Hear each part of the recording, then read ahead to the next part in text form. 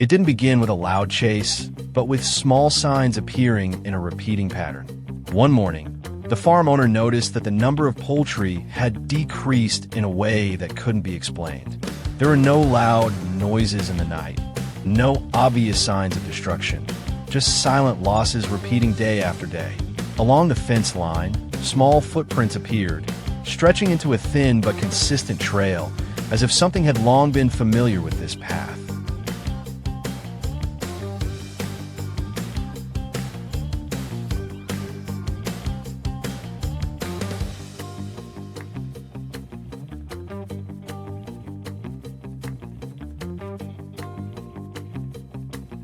Red foxes do not attack at random. They observe.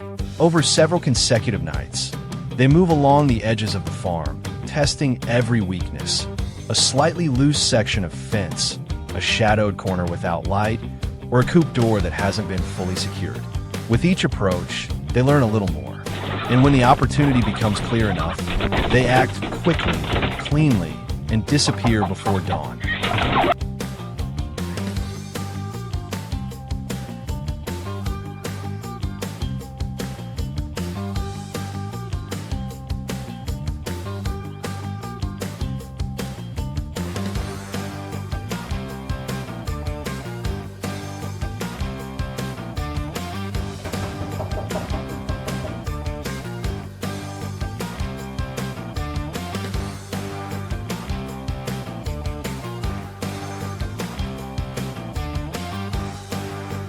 Instead of reacting hastily, the farmer began with observation. Infrared cameras were installed at suspicious points. After just a few nights, everything became clear. The fox appeared almost at the same time each night, followed a fixed route, and always paused at the same spot before moving deeper in. This was no longer random behavior. It was a habit that had been formed.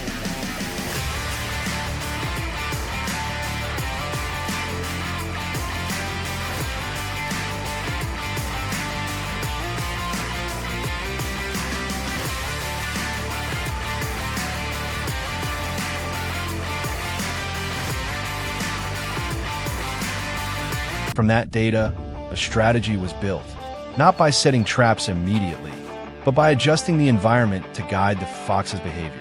A small amount of bait was placed away from the coop area, forming a guiding sequence. At first, the bait was set along the outer edge, then gradually moved toward a carefully calculated position. The goal was not immediate attraction, but to make the fox feel safe enough to move deeper with each passing night.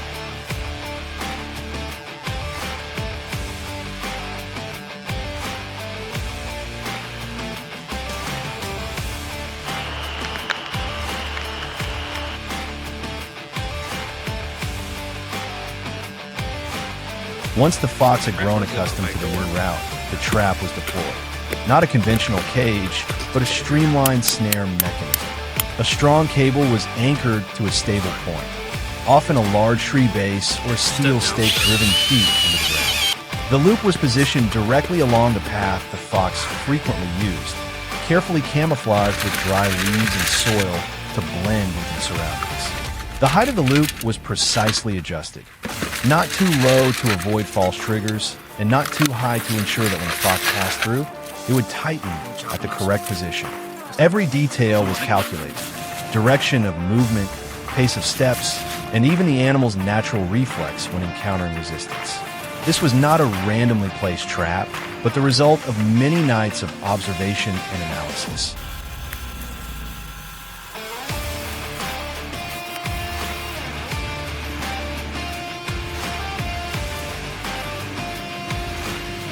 Most of these are made by Truck Supply.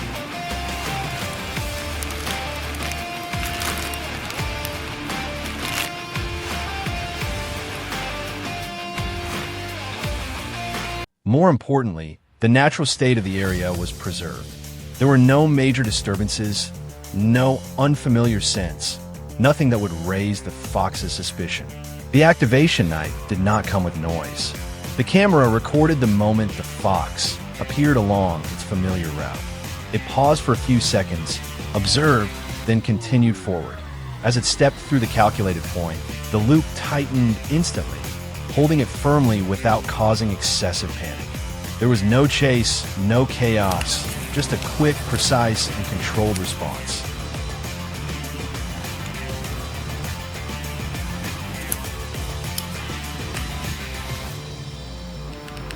The following morning, the area was carefully inspected. All subsequent handling was carried out in accordance with regulations, ensuring safety for both humans and the surrounding environment. What mattered was not simply capturing one individual, but stopping a pattern of behavior that had caused ongoing damage for many days. In situations like this, effectiveness does not come from haste or direct confrontation. It comes from patience, from understanding the animal's habits, and from how humans adjust their strategy through every small detail.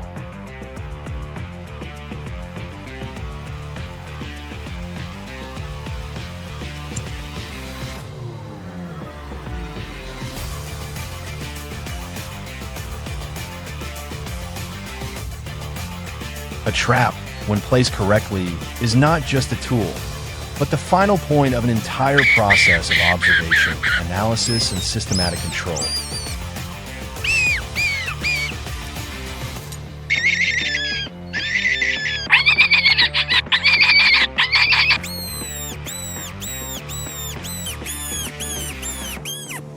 And when silence returned to the farm, it was not only a sign that the threat had been handled, but also proof of an effective approach. One where humans do not chase the problem, but stay one step ahead of it.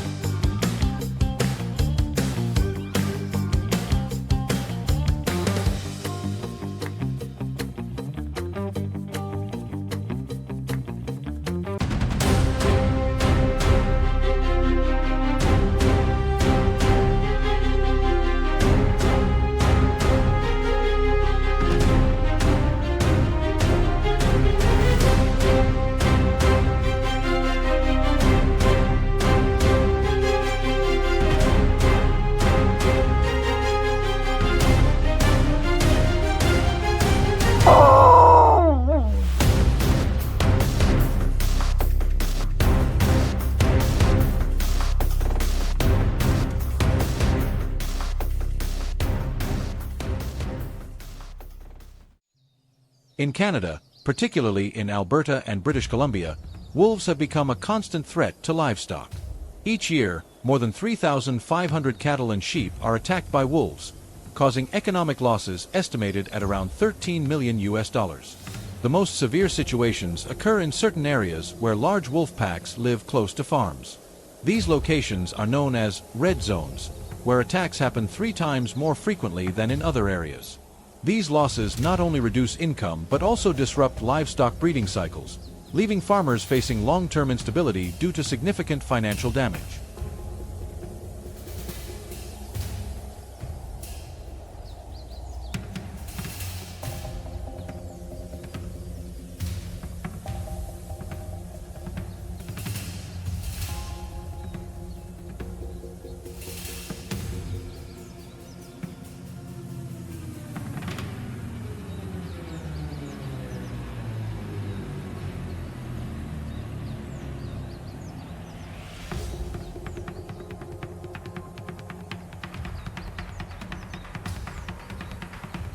Therefore, provincial authorities in Alberta and British Columbia have implemented strict control measures to reduce wolf populations. However, contrary to what many people think, controlling wolves does not rely solely on firearms. In many areas, a quiet but highly effective method is being used: trapping.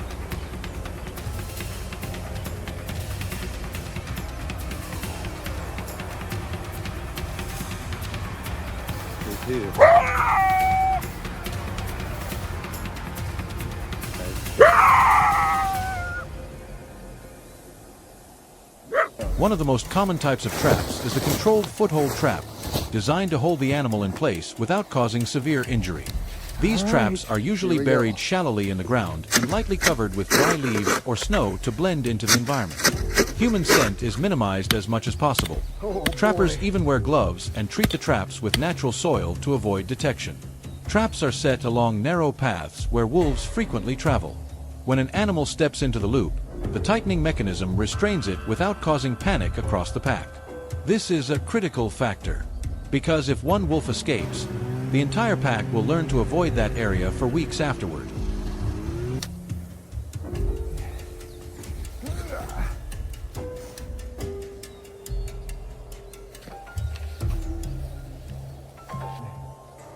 Beaver caster. Rancher's gonna be plenty happy about that.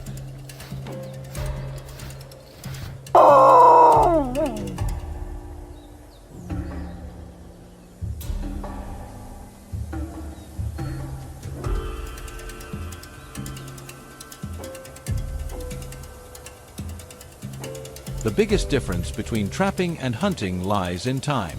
Traps operate 24 hours a day, even when humans are not present.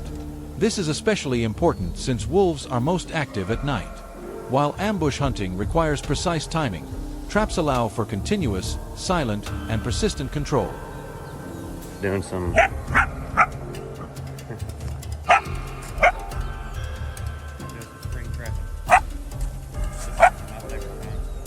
However, setting traps is far from simple. Every location must be carefully calculated to avoid capturing non-target species. In Canada, regulations require traps to be checked regularly, ensuring that animals are not held for too long and are handled according to proper procedures. The so-called red zones, where wolf attacks on livestock occur frequently, are exactly where traps are deployed at higher density, but still under strict control.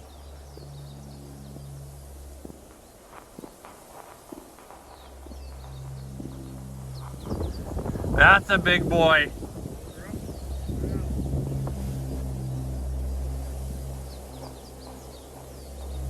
In addition to trapping, some areas in Alberta and British Columbia also apply wolf relocation strategies, but under strict control. Captured wolves are not always eliminated. In some cases, they are sedated, fitted with GPS tracking devices, and relocated to more remote areas with less human conflict. This relocation not only reduces pressure on farms in red zones, but also helps maintain stability within the natural wolf population. However, this is not a simple solution. Wolves may return to their original territory if the relocation distance is not sufficient, or if food sources in the new area are inadequate. Therefore, each relocation decision must be based on tracking data, individual behavior patterns, and the ecological conditions of the release area.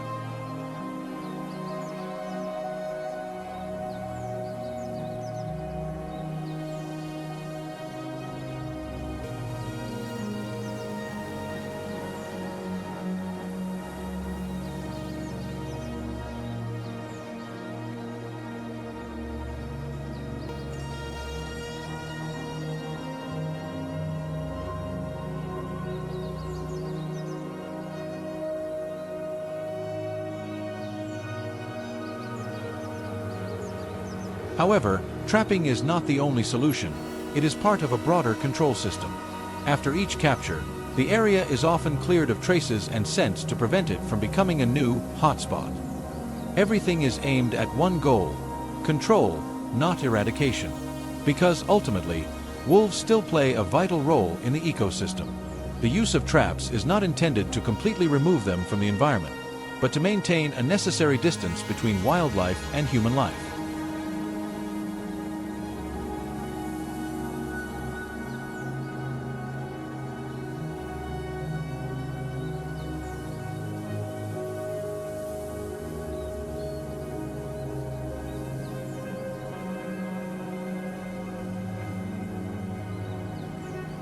And in this silent confrontation, victory does not belong to the side that hunts better, but to the one that understands the rules of nature more deeply. If you find these control strategies thought-provoking, don't forget to leave your opinion and follow the channel to explore more dramatic real-world stories from the wild.